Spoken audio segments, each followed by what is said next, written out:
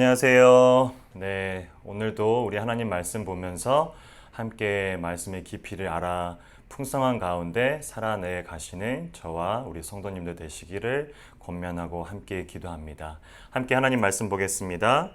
계속해서 고린도 전서 말씀입니다. 6장 1절에서 11절까지의 말씀입니다. 너희 중에 누가 다른 이와 더불어 다툼이 있는데 구태여 불의한 자들 앞에서 고발하고 성도 앞에서 하지 아니하느냐? 성도가 세상을 판단할 것을 너희가 알지 못하느냐? 세상도 너에게 판단을 받겠거든 지극히 작은 일 판단하기를 감당하지 못하겠느냐? 우리가 천사를 판단할 것을 너희가 알지 못하느냐? 그러하거든 하물며 세상 일이랴.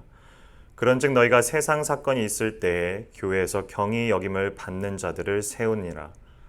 내가 너희를 부끄럽게 하려 하여 이 말을 하노니 너희 가운데 그 형제 간의 일을 판단할 만한 지혜 있는 자가 이같이 하나도 없느냐. 형제가 형제와 더불어 고발할 뿐더러 믿지 아니하는 자들 앞에서 하느냐. 너희가 피차 고발함으로 너희 가운데 이미 뚜렷한 허물이 있나니 차라리 불의를 당하는 것이 낫지 아니하며 차라리 속는 것이 낫지 아니하냐. 너희는 불의를 행하고 속이는구나. 그는 너희 형제로다. 불의한 자가 하나님의 나라를 유업으로 받지 못할 줄을 알지 못하느냐. 미혹을 받지 말라. 음행하는 자나 우상 숭배하는 자나 간음하는 자나 탐색하는 자나 남색하는 자나 도적이나 탐욕을 부리는 자나 술 취하는 자나 모욕하는 자나 속여 빼앗는 자들은 하나님의 나라를 유업으로 받지 못하리라. 너희 중에 이와 같은 자들이 있더니 주 예수 그리스도의 이름과 우리 하나님의 성령 안에서 씻음과 거룩함과 의롭다 하심을 받았느니라. 아멘. 고린도 교회에 주어지고 있는 현실적인 문제들을 지금 바울이 이야기를 하고 있습니다. 그 중에서 이 다툼과 분쟁에 대한 이야기들이 있는데 고린도 전서 6장까지가 이 고린도 교회에 직면하고 있는 이 교회의 모습 가운데서 문제되는 부분들을 가지고서 바울이 권면하고 충고하고 그리고 조언하는 이야기들이 펼쳐지고 있습니다. 이 전반적인 6장까지 나오는 내용들을 보면 바울이 이 고린도 교회의 분쟁과 다툼 그리고 그 교회가 갖고 있는 전반적인 문제에 대한 직시를 어떤 해안으로 가지고 표현을 하냐면 결과적으로 이 고린도 교회가 갖고 있는 전반적인 그리고 그 내면적인 문제는 교만이라고 표현을 합니다. 교만. 근데 이게 단순하게 그냥 잘난 척 하고 있다라는 뜻을 의미하는 것이 아니라 계속해서 그 단어들이 나오는데 그 단어에 대한 내용이 또 나옵니다. 4장 6절에 보면 바울이 이 고린도 교회에 직면하고 있는 문제점들을 파악한 내용들입니다. 4장 6절에 형제들아 내가 너희를 위하여 이 일에 나와 아볼로를 들어서 본을 보였으니 이는 너희로 하여금 기록된 말씀 밖으로 넘어가지 말라 한 것을 우리에게서 배워 서로 대적하여 교만한 마음을 가지지 말게 하려 함이라. 즉 바울이 지금 권면하고 있는 것은 교만한 마음들을 가지지 말라고 권면을 하는데 그 교만의 뜻이 무엇이냐면 7절에 나옵니다. 누가 너를 남달리 구별하였느냐? 내게 있는 것 중에 받지 아니한 것이 무엇이냐?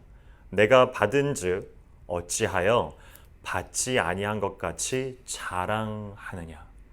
지금 바울이 고린도 교회의 문제를 가지고서 그 문제의 핵심이 되고 있는 교만에 대한 마음들을 이야기하는데 그것은 단순한 잘난 척이 아니라 너희가 이미 받은 것이 있는데 왜 그 받은 것을 모르느냐도 있고 거기서 끝나지 않고 모르고 있는데 왜 잘난 척하고 있냐라고 묻는 겁니다. 되게 심각한 문제인 거죠. 너희가 받은 고린도 교회 성도들아 너희들이 받은 하나님의 은혜 하나님의 자녀됨, 하나님의 백성됨, 그리고 그것을 은혜라고 말하고 있는 그것이 무엇인지 모를 뿐더러 교만한 마음 가운데서 그것을 마치 아는 것처럼 자랑질하고 있냐라고 진단을 했다라는 겁니다. 바울이 지금 묻고 있는 것은 너희 성도들이 받은 것이 무엇인지 모르느냐라고 묻고 있는 거랍니다.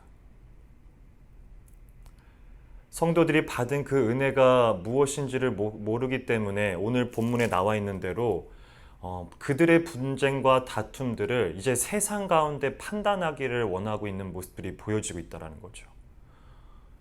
교회가 속해 있는 것은 그 세상의 그 도덕과 윤리적인 규범 그 이상임에도 불구하고 그들이 지금 모르는데 아는 것처럼 자랑질하고 굴고 있다는 겁니다. 심각한 문제가 발생이 되고 있는 거죠. 그것을 바울은 그 교회에 진단한 문제들이 뭐냐면 교만이라는 마음으로 표현하고 있습니다. 즉 너희들이 받은 것도 무엇인지 잊어버렸거나 모르는데 지금 아는 것처럼 굴고 있으니까 교회 안의 분쟁과 다툼들을 세상의 판단 기준으로 지금 넘겨주고 있다는 거죠. 교회도 모르고 있고 교회가 무엇을 가지고서 그 신앙의 핵심이 되고 있는지도 지금 모른 채로 마치 아는 것처럼 굴고 있다는 모습들이 참 안타깝다라는 겁니다. 우리가 받은 것은 단순한 도덕적인 윤리와 규범들이 아니라 그 이상입니다. 단순하게 너희들이 선을 행하고 우리가 알고 있는 그런 어떤 착한 일, 그런 것을 하기 위해서 하나님의 하나뿐인 외아들인 예수 그리스도를 이 땅 가운데 내어 쫓아낼 정도로 이 땅 가운데로 보내시지 않았다라는 이야기를 바울이 지금 하고 있는 겁니다. 너희들이 받은 것은 단순한 이 9절 이후에 오늘 본문의 9절 이후에 나오는 도덕적인 규범들이죠. 음행하는 자나 우상 숭배하는 자들, 탐색하는 자들, 도적과 탐욕을 부리는 자들, 이것은 세상의 그런 가치관에도 충분하게 그 기준이 있는 것인데 그거 너머에 있다라는 것을 지금 이야기하고 싶어서 바울이 이것을 들고 있는 겁니다.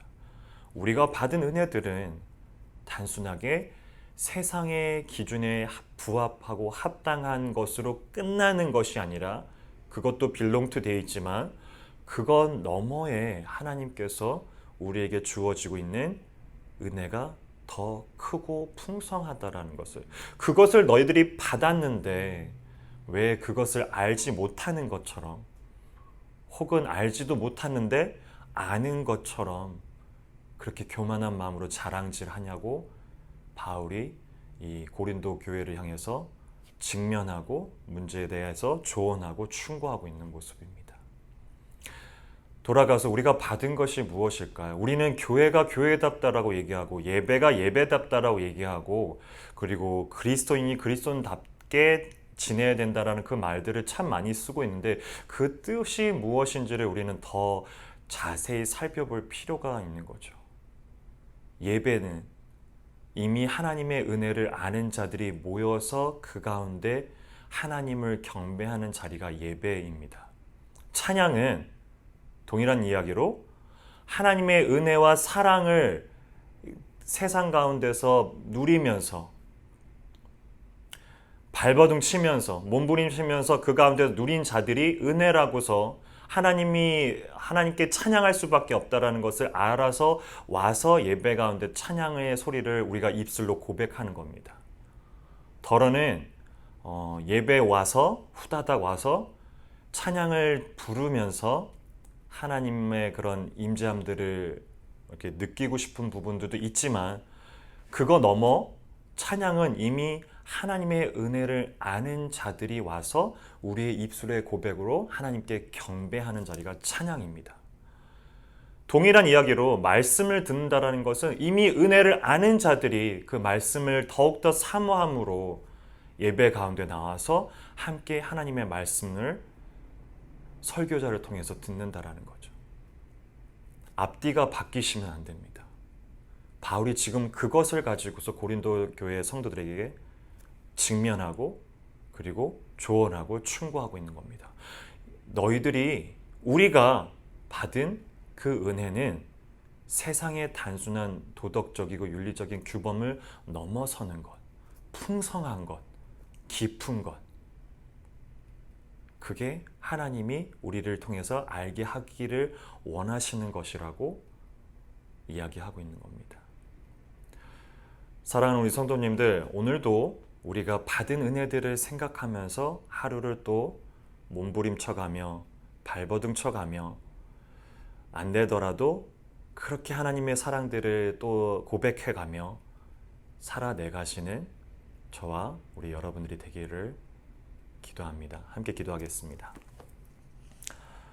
참 좋으신 하나님 아버지, 바울이 고린도 성도들을 향해서 권면하고 직면하고 문제 제기를 하며 또한 그 깊이 가운데 내면의 깊은 이야기들을 하고 있습니다. 그것은 결국 하나님이 누구이시고 그리고 그 하나님이 우리에게 부어주신 차고 넘치는 은혜가 무엇인지를 알라입니다.